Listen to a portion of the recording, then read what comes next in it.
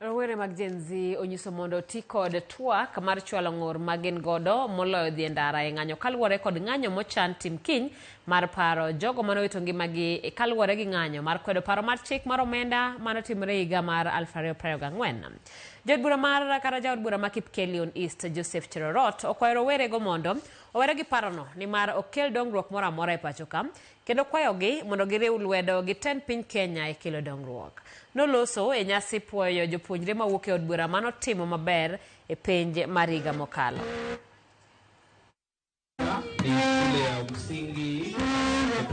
Vijana wetu, we love you.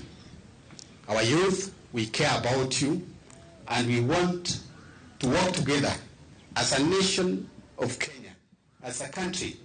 Tutashikana na vijana wetu, tuwaonyeshe njia na pia tufanye kazi pamoja. It doesn't help to do any demonstration.